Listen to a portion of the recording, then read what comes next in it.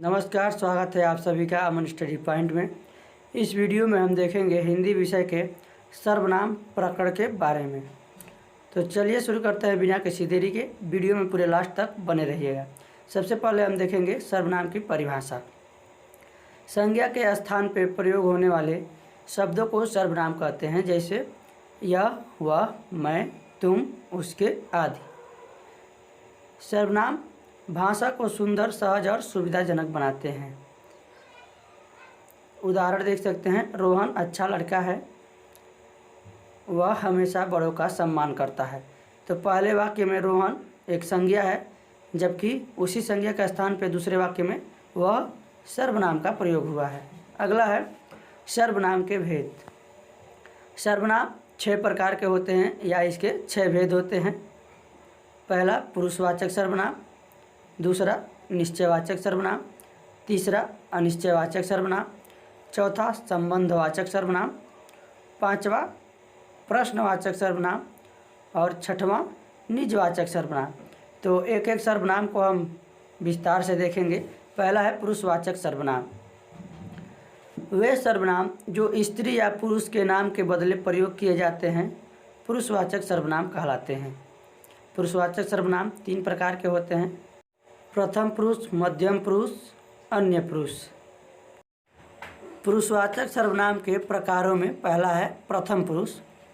वक्ता या लेखक जब स्वयं से संबंध रखने वाले सर्वनामों का प्रयोग करते हैं उन्हें हम प्रथम पुरुष कहते हैं, जैसे हम, हमारा, मैं, मेरा, मुझे, हमने, हमें। उसके बाद अगला है मध्यम पुरुष। वक्ता द्वारा श्रोता के नाम के स्थान पर जिन सर्वनामों का प्रयोग किया जाता है उन्हें मध्यम पुरुष कहते हैं, जैसे तू, तुम, आप, तुम्हें, आपने, तुमने इत्यादि। अगला है पुरुषवाचक सर्वनाम का तीसरा प्रकार अन्य पुरुष। वक्ता या लेखक सुनने या पढ़ने वालों के अलावा अन्य व्यक्तियों के लिए जिन सर्वनामों का प्रयोग करते हैं उन्हें अन्य सर्वनाम कहते हैं, जैसे वे, वह, उसे, उन्हें इत्यादि सब। तो ये थे पुरुषवाचक सर्वनाम के भेद। अगला सर्वनाम का भेद है निश्चयवाचक सर्वनाम, अर्थात वे सर्वनाम जो किसी निश्चित घटना, वस्तु, व्यक्ति या कर्म के लिए प्रयुक्त होते हैं निश्चयवाचक सर्वनाम कहलाते हैं, जैसे यह, वह, ये। उदाहरण देखेंगे। पहला है वे बहुत अच्छे लोग हैं। इस वाक्य में वे एक निश्चयवाचक सर्वनाम है। अगला है यह सुजीत का घर है। इस वाक्य में यह एक निश्चयवाचक सर्वनाम है। अगला है यह पुस्तक गीता की है। तो इस वाक्य में यह सब निश्चयवाचक सर्वनाम है जो पुस्तक के बारे में बता रही है कि यह पुस्तक किसकी है, गीता की है। और यहाँ ऊपर वाले वाक्य में यह सुजीत का घर है, तो यह क्या है, निश्चयवाचक सर्वनाम है जो यह बता रहा है कि यह घर जो है किसका है, सुजीत का है। अगला है अनिश्चयवाचक सर्वनाम। वे सर्वनाम जो किसी निश्चित व्यक्ति, वस्तु या घटना का बोध नहीं कराते अनिश्चयवाचक सर्वनाम कहलाते हैं, जैसे कुछ, कोई, किसी। उदाहरण देखेंगे। रास्ते में कुछ खा लेना। इस वाक्य में कुछ शब्द अनिश्चयवाचक सर्वनाम है। अगले वाक्य में देखेंगे कमरे में कोई है, तो यहाँ पर कोई शब्द अनिश्चयवाचक सर्वनाम है। अगला है उसे किसी ने नहीं देखा, तो यहाँ पे किसी ने शब्द क्या है, एक अनिश्चयवाचक सर्वनाम है। अगला है संबंधवाचक सर्वनाम। जो सर्वनाम शब्द प्रधान वाक्य से आश्रित वाक्यों का संबंध जोड़ते हैं उन्हें संबंधवाचक सर्वनाम कहते हैं, जैसे में जिससे, जैसा। उदाहरण देखेंगे। यह वही लड़का है जिसने मेरी कलम चुराई थी।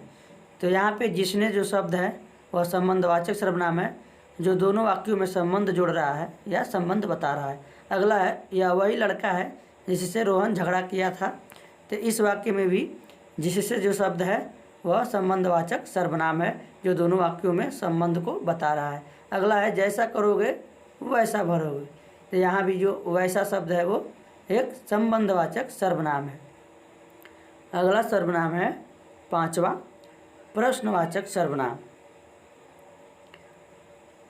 जिन शब्दों से किसी व्यक्ति, वस्तु, घटना या व्यापार के विषय में प्रश्न का बोध हो उसे प्रश्नवाचक सर्वनाम कहते हैं।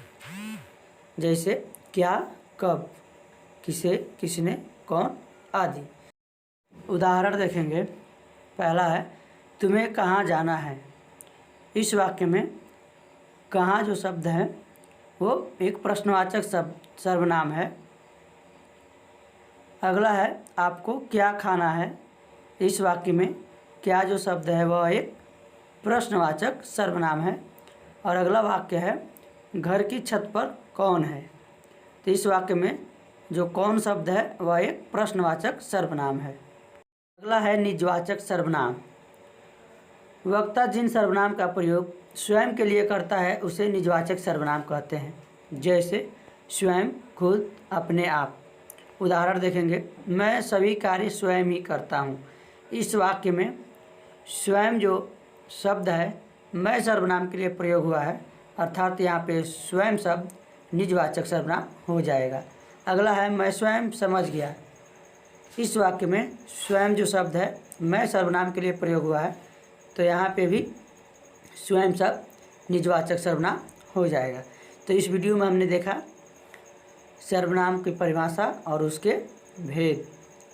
सर्वनाम के 6 भेद होते हैं। तो यह वीडियो आपको कैसा लगा कमेंट बॉक्स में ज़रूर बताएं। अगर यह वीडियो आपको अच्छा लगा तो वीडियो को लाइक, शेयर तथा चैनल को सब्सक्राइब कर दें और बेल आइकन को प्रेस कर दें ताकि कोई भी नोटिफिकेशन सबसे पहले आप तक पहुंचे। इसके पहले हम संज्ञा के परिभाषा और उसके भेद वीडियो इस पे बना चुके हैं, जिसका लिंक आपको डिस्क्रिप्शन बॉक्स में मिल जाएगा। और डिस्क्रिप्शन बॉक्स से जाके उस वीडियो को देख सकते हैं। तो आज की वीडियो में बस इतना ही। मिलते हैं कल फिर एक नए वीडियो में एक नए टॉपिक के साथ। धन्यवाद।